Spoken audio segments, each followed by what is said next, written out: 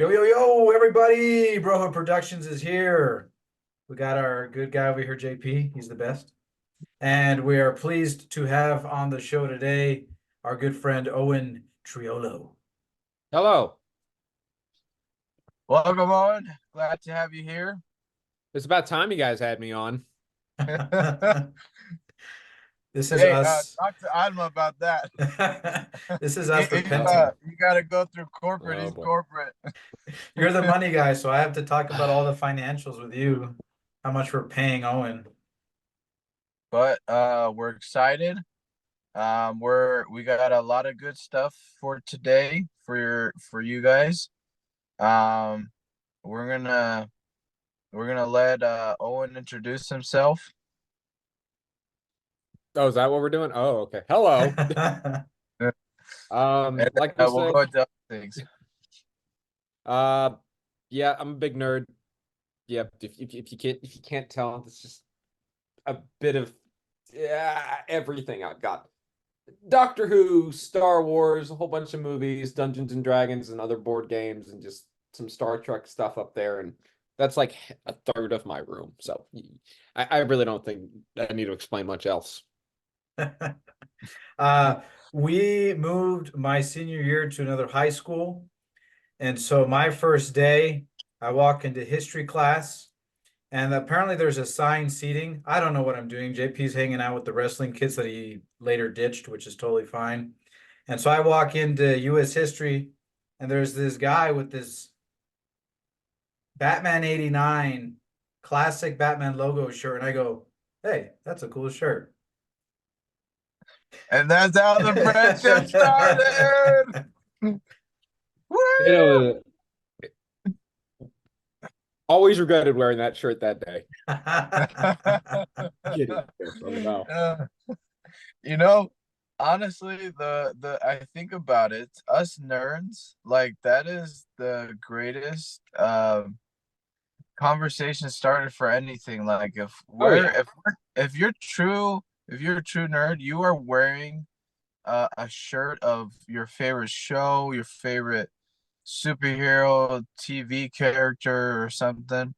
And if someone knows, they want to talk to you about it. So yeah, that's great. Um, I actually Alma's never told me that story before. Oh, really? I thought I had. That's good. It's a great story. Ow. Or How does it's that just been not come up in a conversation? long time where I've just forgotten. I don't know. It's Alma's really good with his memory. I think I'm getting like Alzheimer's at this age or something. You know, I work at an assisted living home. I think we just had a room open up if you want it. Thank you. I'll get back to you on that. I can get you a discount since I work there. So Well, we want to get this thing started. I put a lot of pressure on JP. Owen has entered the threshold of pressure. So to break the ice, I have some sort of game that we play, and so why not play a little bit of Batman trivia? I have a couple of questions here, and to make it a little bit more competitive, I thought we'd make it a point system. Oh I boy. don't know. And we'll decide later what the winning prize would be. Are we ready for some trivia time? Sure, why not? I thought I'd ask, since all of us are great Batman fans, and JP would say that he's a Batman expert, and Owen, you would say that Batman is something off the old block for you. So Yeah, let's love see what we Batman. got Grew up here. with Batman, so All right, let's go. Rock, paper, scissors. Who's the like you get to go first, and then if you don't get it, you get to steal. now JP, this is your podcast. You go first, good sir. I'll be generous today. okay. All right, here we go. All right, these are multiple choice questions. I will give you the question. I will list out the A, B, C, D, E, all the above, whatever, and you will make your decision. All You right. know, last time this happened, I failed terribly. So wish me luck. Who was the first actor to play Batman in live action? Was it A, Adam West, B, Lewis Wilson, C, Reno Romano, or D, Ben Affleck? You have what, 15 seconds to answer? Adam West. Okay. Owen, do you want to try? I got that wrong. Yeah, yeah, I can tell you right now you got that wrong. I know it's either B or C, so I'm gonna go with B. B, Lewis Wilson, that is the correct answer. Yeah, because like the first like what live action Batman was like what like somewhere in like the mid 40s. 1943. 1943. Hello? Okay, was that a movie or a show? Oh It's a no. show. Uh-oh. That's This why I movie. got it wrong. One sec. You good? Yeah, there we go. Yeah. Sorry, my internet's like kind of garbage here, so. Yeah, we're gonna try. We're gonna pray God first that this works out. All right. Second question goes to you first, Owen. Alrighty. Get ready to steal, bro. Which voice actor voiced Batman in the Batman animated series that ran through 2004 through 2008? Was it A, Kevin Conroy? Was it B, Jim Carrey? C, Tim Daly? Or D, Reno Romano? See? C, Tim Daly? Okay. Bro, do you want to take a turn to steal?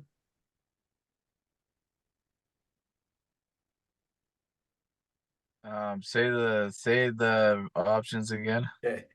A, Kevin Conroy. B, Jim Carrey. C, Tim Daly. Or D, Reno Romano? You know, Owen said Tim Daly, so I'm just gonna say Romano. That is correct. Reno Romano. It's a hard question to answer because I just learned this when I was doing research the whole week that the Batman with Reno Romano came after, but during the same time that Justice League and Justice League Unlimited were being finished. So technically, Kevin Conroy also had a stint between 2004 and 2008. So very Yeah, interesting. I thought that was the case, but I'm like, Tim Daly is my voice of Superman the animated series. So that's a little bit of a trick gotcha, okay. question in there. All right. Just try to stump us. All right, Detective Comics number 27.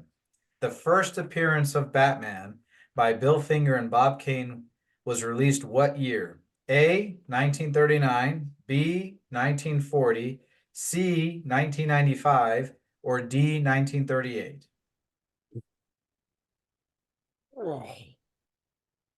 Don't worry, JP gets to go first. No, I know. I'm trying to rack my brain. 1938.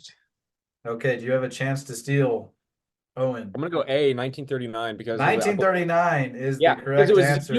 it was the year after Superman That is came right. out. That is right. Come on, bro. Ah, Hey, I'm trying here. I'm really trying. I believe in you. I now believe in points for the I effort, don't Gabe. I don't ever take quizzes anymore in my life, so you. Alrighty, Owen. Who was Batman's first villain? Was it A, the Joker, B, Joe Chill, C, the Riddler, or D, Clayface? B. Joe Chill, that is correct. Yeah. Did you know that, bro? Yeah. Oh, JP. Other bro. Biological. yeah, Owen knew for sure. Owen knew for sure. I was gonna say Clayface. Ooh, that's a good. See, the thing is about the Joker, Joe Chill, and Clayface, all kind of came around the same time. Riddler was the last in the not the last in the Rogues Gallery, but the last in the 40s to be introduced. So For the record, Riddler's my favorite Batman villain. I've always loved the Riddler. So. there's a couple of Riddler questions on here, bro. So you gotta. Oh, goody. All right, this one goes to you, bro. Be listening. This is a hard question. There have been many Robins as Batman's sidekick. According to popular resolve, who are the five main Robins? A, Dick Grayson, Jason Todd, Tim Drake, Damian Wayne, and Carrie Kelly. B, Jason Todd, Tim Drake, Carrie Kelly, Duke Thomas, and Stephanie Brown. C, Dick Grayson, Jason Todd, Jean-Paul Valley, Helena Wayne, and Terry McGinnis. Or D, none of the above. I know it's a long one, so I can repeat it if you need me to. I can tell you that only one of these answers is correct. You got a 1 in 4 shot. That's funny. Do you want me to repeat it? Do you want me to repeat it? I know the answer. Phone a I friend. think it's B. That's false. It's A. A, that's correct. It was A or B, and I was like, I shot my shot. It's okay. See, the thing is, Jason Todd and Tim Drake and Stephanie Brown and Duke Thomas have been Robins, but Stephanie Brown and Duke Thomas are not considered the main Robins. But it's the first one. It's okay. Alrighty, Owen. I'm ready. Who takes on the name Oracle traditionally in Batman lore? Is it A, Barbara Gordon, B, Alfred Pennyworth, C, Harley Quinn, or D, Azrael? Barbara Gordon. There you go. Nice job. Good job. I'm doing better than I thought I was gonna do. Alrighty, bro. Come on, bro. This is a numbers question. Are you ready? Okay. What is the highest grossing Batman worldwide? This isn't what it's doing now, just worldwide. A, The Dark Knight Rises. B, The Batman.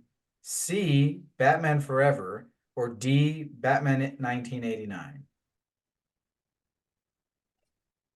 Worldwide, huh? Yes.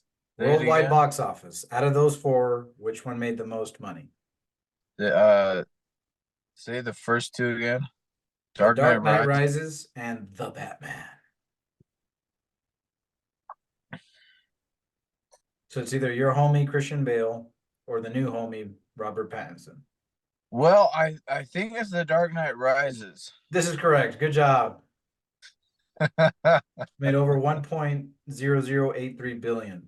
If there's time, I actually have a really, really funny story about the Dark Knight Rises later on. Yeah, yeah. I think that'd be good. I think that'd be Okay, good. cool. Cool. Alrighty. Well, this is just luck of the draw. I did not set this up.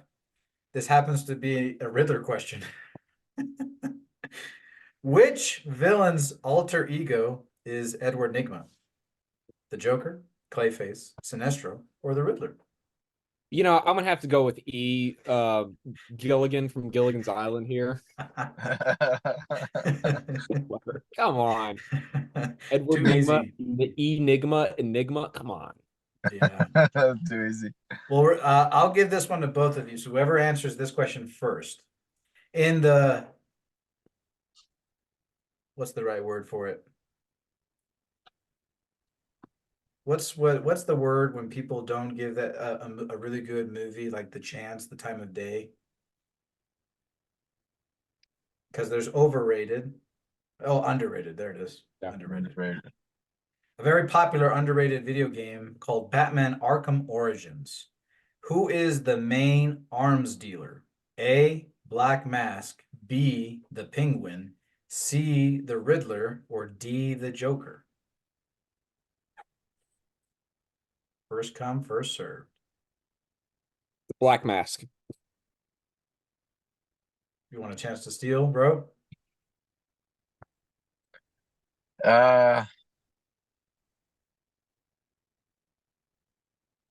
Well, it's between the Penguin and the Joker.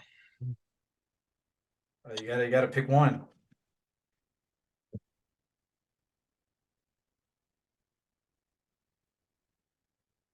I'm trying to remember. Arkham Origins was the one right before Arkham Knight. It came out before Arkham Knight. Yes, chronologically, it's supposed to set up Arkham Asylum. But when the games came out, it was Asylum, then Origins, and then Night. Asylum, City, Origins, Night. Right, it was the third one. I'm gonna say it's the Penguin. Good job. Let's give him a round of applause. The main arms dealer. In my defense, I haven't finished Arkham Origins yet, so It's okay. I believe you. It's okay. You're winning anyway. You're gonna win. We lost Owen. We got to wait for Owen to come back. There he is. He's back. Yeah, I'm back. Yeah, here we go. All righty, Owen. What is the most critically acclaimed Batman movie? Is it A, the Lego Batman movie? Is it B, The Batman? Is it C, The Dark Knight? Is it D, The Dark Knight Rises? Or is it E, Batman Returns? Dark Knight. The Dark Knight. That is correct. That is correct. All righty. This one is a bonus question. This is just a fun question. It's just how well you know me, I guess. And it's for both of you. Oh no, why do you do this?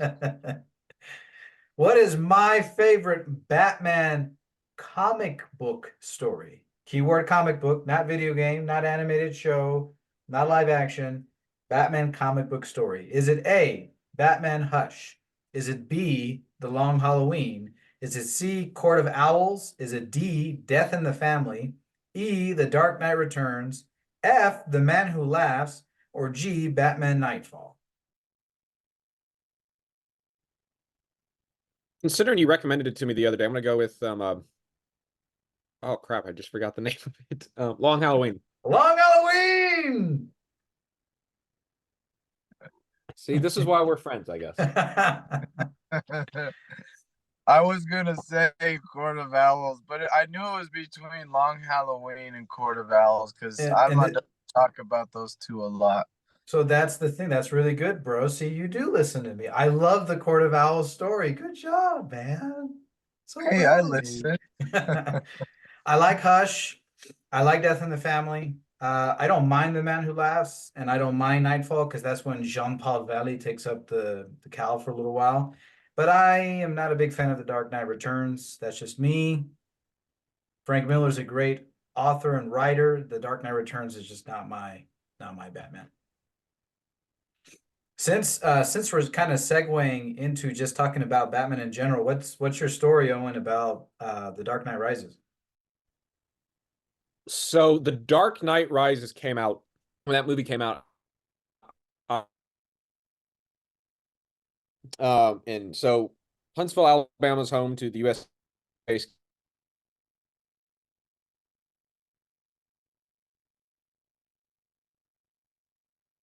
that fun stuff. Get to learn about rockets. So they have a really nice IMAX Owen, we're missing most of the story. theater there. So Space Camp was advertising that they were going to have the. Oh, come on. It's saying my internet is bad too, I guess. All of our internet is bad. Okay. All of it. Okay. I'll keep So it up. simplified version of the first 2 minutes that we've just completely missed. I was at Space Camp. They were going to premiere the movie in IMAX opening weekend. And so all week, a few of the guys in my camp, on my camp team, they were like, guys, we should totally get tickets to go to the movie. Of course, we couldn't because technically we're under supervision by camp counselors.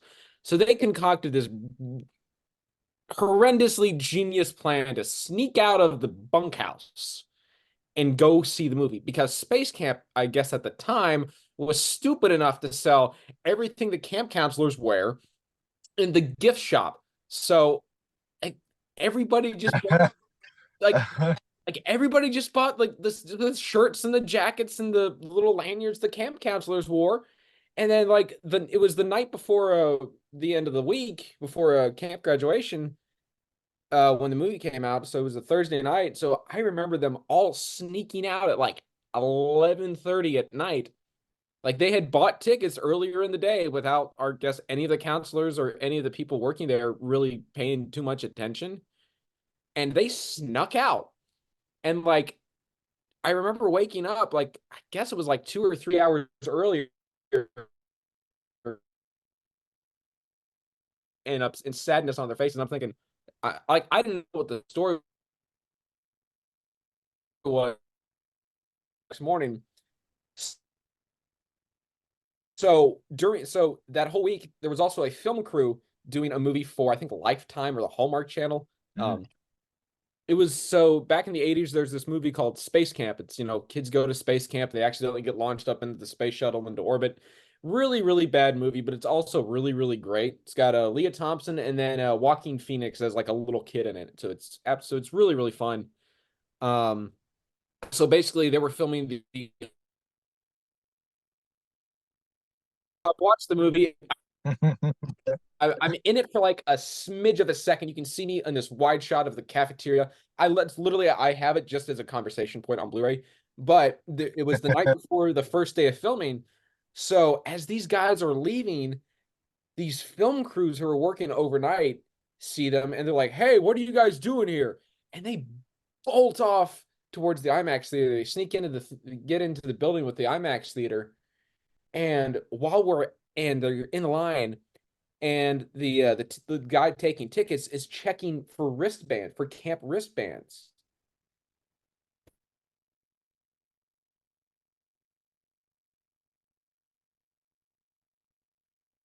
And they're just got caught. Um, and so the other guy they just dragged later. So they all got brought back. And then there was a fourth guy who didn't even go to the movie. His parents were staying at the hotel next door. So he just walked out and said hi to his parents for an hour and grabbed a late dinner. And here I am being the good camp kid, just chilling out in the bedroom, and like everybody kind of laughed at it, but you could just tell the camp counselors were so furious at it. It's like they're like, so it's just really funny story that I just have. I went to see the movie the next day and I loved it. Um, considering the tragedy that happened that night as well. But that's my little fun little.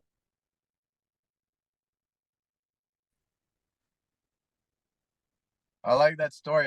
For a second I thought you were in on it because you said we were in line, and I was like, "Wait, did you? I thought you stayed or something." Yeah. Like, look, I knew I'd get in trouble. I knew I'd get in so much trouble if I did that whole. Let me turn my fan on. It's a little warm in here. But I knew if I did something stupid like that, I'd get in trouble. I'd risk getting like banned from camp. I knew that was a slight possibility. Because I'd been going like for 4 years at that point. I still wanted to go another 2-3 years if I could. And I'm like, I really don't want to risk getting kicked out of camp, let alone banned. So I'm like, you know what? I'm gonna be the good camp kid. I'm gonna stay in my room and go to sleep like I'm supposed to. But apparently one of the guys, because apparently everybody had to call their parents at like 2 o'clock in the morning, like, hey, we got in trouble. And apparently one of the guys, dad's like, props to you guys for trying, but shame on you for getting caught. So yeah, a fun little story. I think it's Well, great. you still got to see it the next day, so Oh yeah, love the movie. Actually, that's my favorite of the trilogy. So I'm glad Ooh. to hear that because there's a lot of people that hate on the third movie so much. But I just thought Tom Hardy just played a great. I mean, Bane is traditionally, um, what is he, Cuban or something, right? South American, or I can't remember exactly. something, I think it was Italian, maybe. No, no, Yeah, yeah, he's yeah, Spanish. He's He's Spanish. yeah. Spanish. I know he's Spanish. So I thought that was a unique take. Just making him just like a basic white guy. Um, but I remember everybody going back to school that fall, everybody was doing their Bane voice. I'm just like, he's like, That was that guy right there. That was JP. So our theater story isn't as great as when the physical Blu-ray came out. mm-hmm. So out of the goodness of her heart, our mother goes and picks it up at midnight. He Oh, brings it back around like one-ish. I remember going. You went. You Yeah, went. You got I remember everybody up I at 3 remember going a.m. 'cause there was no one there, and they had this stand, and no one had bought it, and I was like, I'm getting this movie. I come home and I put it on, and I don't finish it until like 3 a.m. I go back to sleep. I wake up and I put it on again. And that's when we all watched it. My second time, your third time. So That is crazy. Yep. I actually had a little really unique piece of Batman memorabilia that I got in. So I mentioned I work at a nursing home. So we have a lady who comes in and bartends every night, she and she knows I'm a big comic book nerd, so she gave me this. It's the autobiography. It's called Boy Wonder: My Life in Tights. It's Burt Ward's biography, who played Robin. And I open up the front page. Whoa. It's signed. Yeah, she met him in like 1995. Dude. Yeah, November 10th, 1995. That's like 5 months after I was born. Oh my And she gosh, goes, that what here. an It's amazing. like I don't have any sentimental personal attachment to it. I know you like comic books. Happy, belated Christmas. I'm like, thank you. Wow.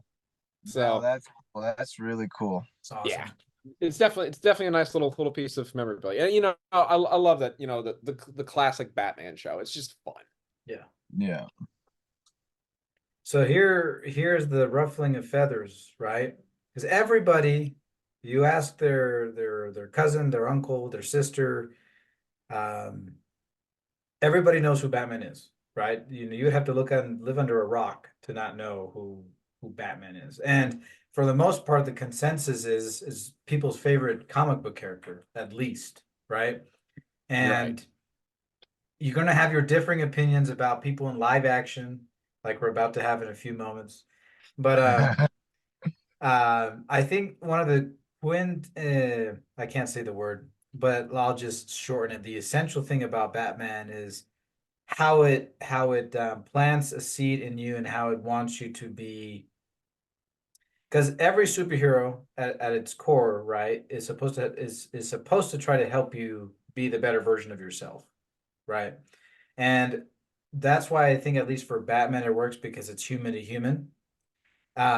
Like in the Batman movie, when you watch it, and hopefully I'm not spoiling anything, but there's this moment where he kind of leads an exodus, and there's this beautiful music. I think it's by Marco Beltrami, but I will probably get nuked for not saying the right composer. But it's elegantly put where you look to Batman as a leader and as a person that you want to follow, right? Then you have R.I.P. Kevin Conroy, who is, by and large, very close to everybody's hearts, right? And every iteration of the Batman, you see him become the Batman and understand what it means to finish the mission and be Batman. So, like, for example, we all know JP's favorite Batman is Christian Bale. Could you give us 2 cents, bro, as to why Christian Bale is the version of Batman you relate to the most? Well, I don't know how uh, at this point how much he's relatable in general, and to me too, but I guess there's a certain, and I feel like everybody's like this, everybody will say my generation of music was the best. Um you know my version, Star Wars is going through this too, where people only like the classics. They don't like um the one with Hayden Christensen, and then I'm on the bandwagon that the and I'm sorry if I offend you, Owen, but the 6, 8, and 9, or 7, 8, and 9. 7, 8, and 9 is the worst of the Star Wars trilogies. So I guess in that respect, thinking about that, when I was growing up, I saw Christian Bale's rendition of Batman, and at the time it was like the only Batman, and I just, you know, I didn't grow up when Michael Keaton was the Batman, but yet I saw his movie and I think it was really, really good, especially that one. I didn't I didn't grow up in Tim Burton's universe. There was Val Kilmer, there was George Clooney, um, who else? Uh, Owen Help me. Who else was in that universe? Um, Oh my gosh. I mean, you had Jim Carrey is the Riddler. yeah. Uh-huh. Jack Nicholson is the Joker. Tommy Lee Jones is Two-Face. Yeah, yep. Arnold Schwarzenegger is Mr. Freeze. Oh man, what a choice that was! What a choice that was. So, yeah, that's my 2 cents. It's just I was, I think I was pretty close to, well, in my teenage years. Yeah. So it's the time I can remember the most. I mean, it's so hard for me to remember my childhood. So I remember most of that time, and so that's my 2 cents, bro. Yep. That's good. No, that's good. I see what you're saying about the going with the times, basically, and understanding um, true storytelling and stuff like that. I think for me, and I don't know if this offends Owen, but George Clooney is not Batman. He might be Bruce Wayne, but he's not Batman. I think he's the only actor that I have a beef with. Like Adam West is not my Batman, but I still think Adam West is an iconic Batman. You know, Adam West is Batman of the 60s and very influential in how Batman went forward. Like nothing changes until you get Kevin Conroy in the Batman animated series. Everything looked like Adam West. And so everything is inspired by greatness in the most part. So I would say that I understand your point. Um, would we all be in agreement that Kevin Conroy is Batman? Yeah, for sure. Yeah, no, And so he's number one. at least with that, we can be in agreement. But now I'm ready. I'm ready. I've been doing my research this week. I've been going deep into Batman Forever, so I'm ready to be taught. So I'm not gonna make this long. That's just the movie that I grew up really remember loving as a kid. I got into Batman when I was like 4 years old, into going into five. I remember I went over to a preschool friend's house to play. He had all the Batman toys, and I remember the first episode of the animated series I watched was Christmas with the Joker, and I remember very distinctively Batman and Robin at the planetarium. They had that big machine gun on top of the planetarium shooting at them, and I just remember just being mesmerized by it.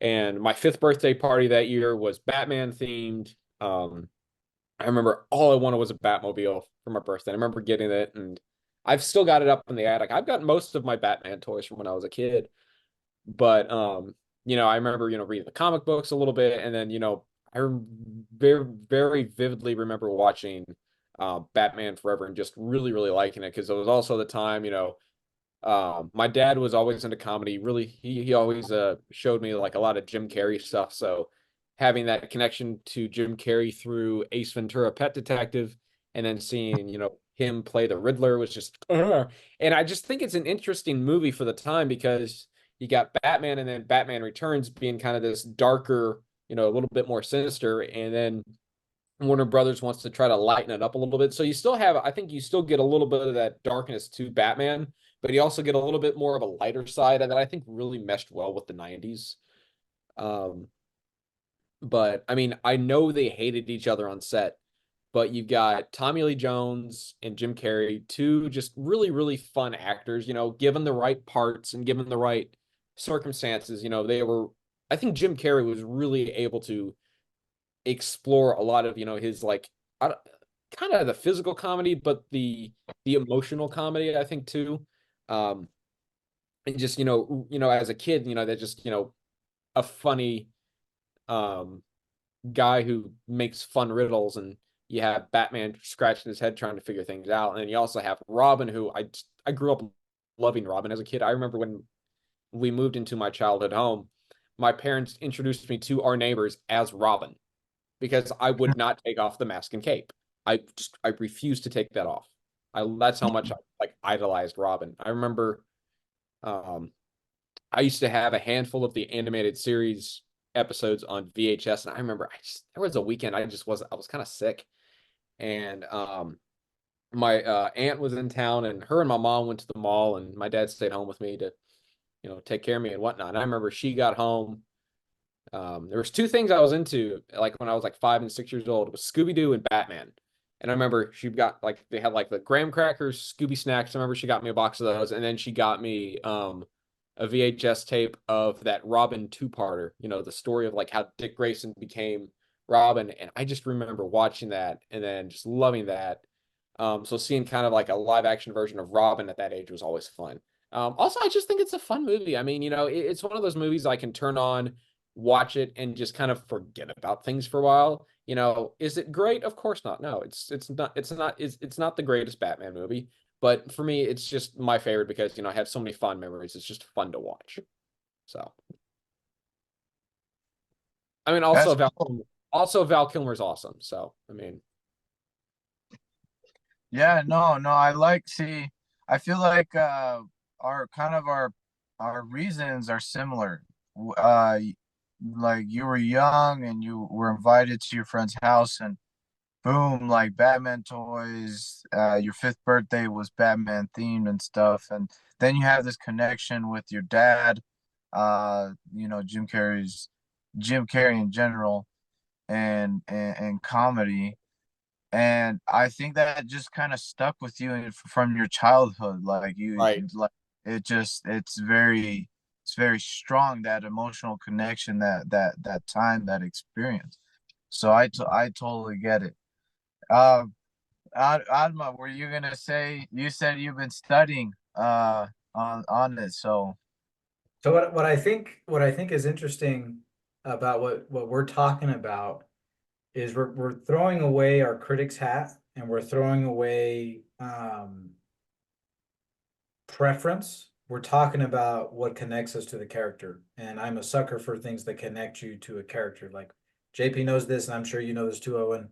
Even thinking about it now, when I think of Superman, like I want to cry, right? Because of how close I am to that character. So I like that your case for Batman Forever may not be everybody's case for Batman Forever, but its case is because of how it's connected to a lot of different facets about your life. Because Right. critically, um, it's not like the movie did bad. Financially, it's not like the movie did bad. No, it did pretty well. I Right. mean, I think a lot of fans were kind of given some hope from Joe Schumacher, Mhm.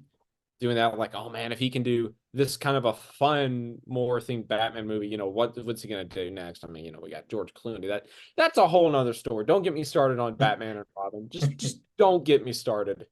Look, it's not a good movie. It's not. Do I have some fond memories of it? Yes.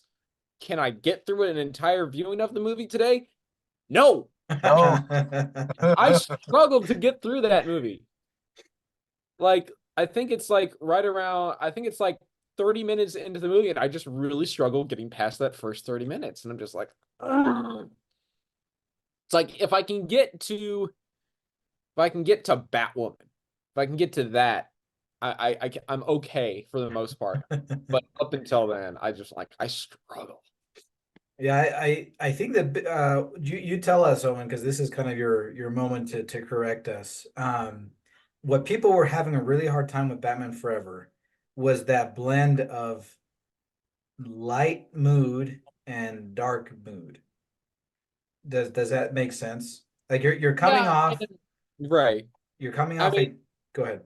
no, it makes sense. I mean, I think, the studio, I think there was a lot of, you had the Batman animated series out at that time, and I think a lot of their target audience was these younger kids. I mean, we don't want to make this too traumatic and scary and dark for them. We wanted to have it a little bit of lighter side. I mean, they were able to keep a lot of those darker tones in there, but you got to brighten it up. You got to think of the audience you're pitching it to, because I mean, the audience that you had for the first two movies were still like they were very into the comics of the 80s at the time, because I know you had Death in the Family and stories like that, where they were a little darker, so you could make that darker thing work. But you get the animated series, kind of get that film noir kind of vibe going through. You kind of have a little bit of a lighter um social change of the 90s going on, and you kind of have to match that with the film at the time, because I think a lot of films at that time really reflected, like social life and, just things that are going on. But I mean, I think it worked. I mean, really that, especially with having a new actor portray Batman, I wouldn't say it's a new era, but it's a reimagining of that era. So I mean, you got to try new things. I want to say alongside that, um, Batman Forever. So let me give some context to what I'm about to say. You have, and JP likes talking about this part, so we'll get JP engaged. Um, you have a lot of different things that mesh into trying to make a good movie and then trying to make the numbers work, right? Oh, balloons. Um, so you have a studio kind of trying to take over, right? They were trying to boot Tim Burton out of the way. You have a new actor picking up the mantle of Batman, and only for one stint, which is kind of sad. But then the other thing that's going on is that you're trying to attract a certain audience, the kids and the adults. So it's like, okay, let's bring some Adam Westy stuff in here. Let's bring some adult type of humor in here too. But then at the same time, we're going to try to make this a comic book movie. Because if you remember back in the day, way back, way before us, right? We were just watching this happen. There was the comic book authority. So you kind of were like kind of lensed and protected of what you could put in a comic book. So in my research this week about Batman Forever, what I found about Batman Forever that kind of distinguishes it from other Batman films, this is a movie trying to, in my opinion, was adapting a Batman character uh, via comic book influence. Because it's a comic book movie because of the slapstick comedy, the colors, the way Batman talks. They were trying to bring that back and show that to everybody else at the same time. Would you say that's accurate? Because, for example, the Batman, in our opinion, was a resemblance of like detective comics, like you're focusing on being a detective with Batman. But other shows focus on different aspects of Batman. So what would you say Batman Forever's aspect is? Is it really that true comic adaptation for a film? I wouldn't say it's a true comic adaptation. I think it's trying to, I mean, with Schumacher taking the reins and trying to, extend the Burton universe. I mean, obviously he wants to try his own things, but still kind of manage to keep that essence of Batman intact. Um, and I think that's hard for a new creator coming in, into the middle of a series that's already established.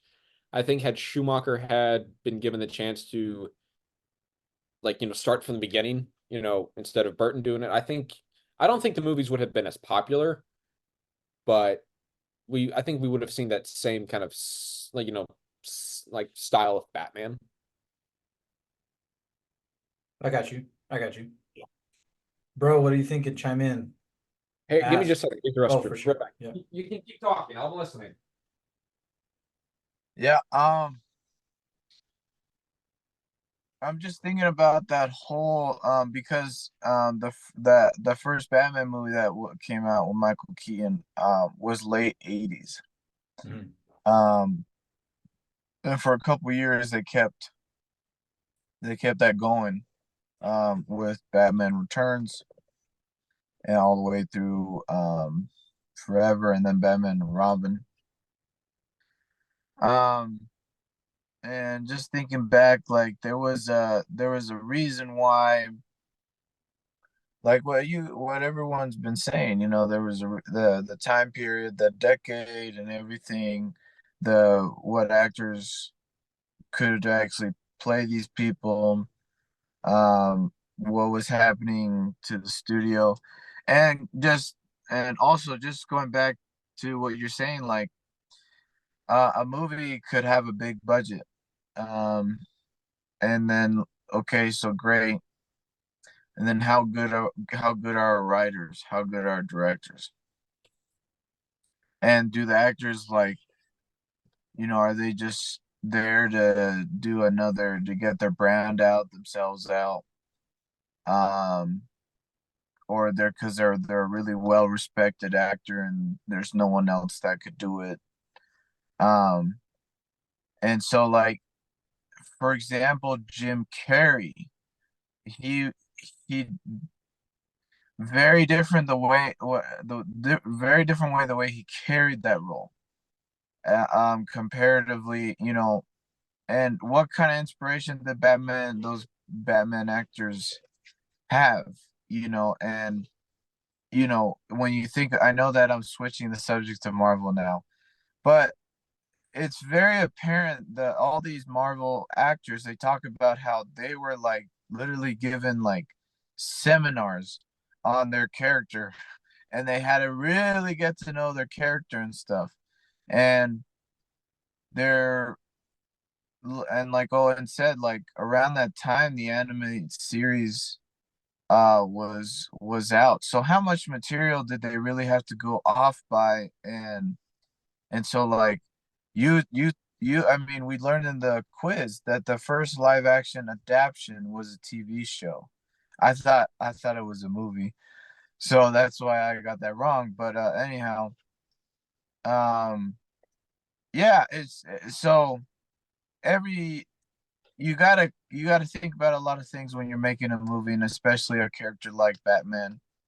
You know, that's why. But like it's a character that will always be played by someone else. Everybody that wants to go into the subject how there was only one Iron Man. There was many Spider-Mans who played Spider-Man. There was many Batmans.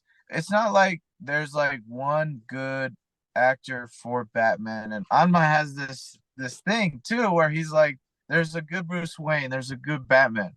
Um, I mean, yeah. So I mean, like before Robert Pattinson, it was Ben Affleck, and then before Ben Affleck, who was it? It was Christian Bale. Christian Bale, right? Before Christian Bale, the last one was George Clooney, right? I think so. Right on.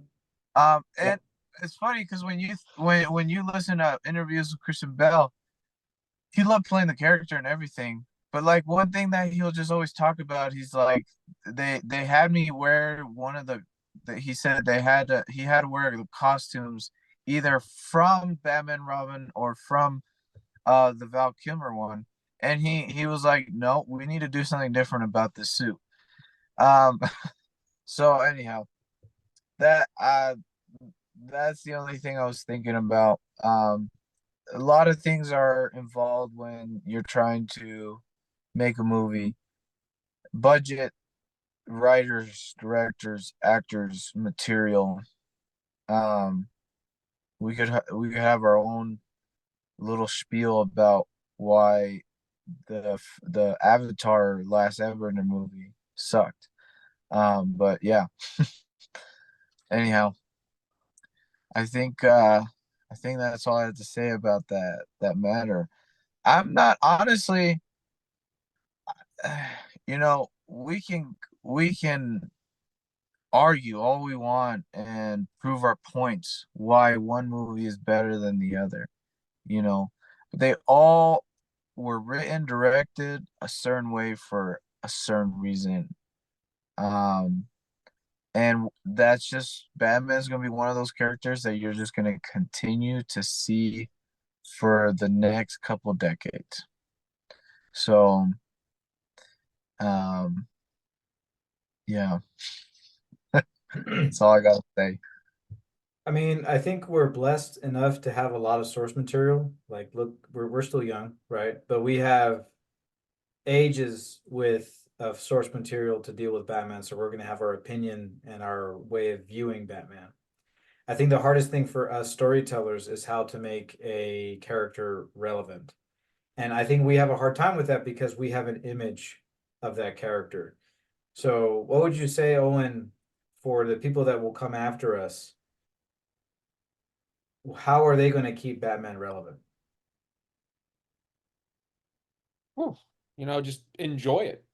Um, I mean, like go back, watch the old stuff, and you know, buy the comics, buy the games, buy.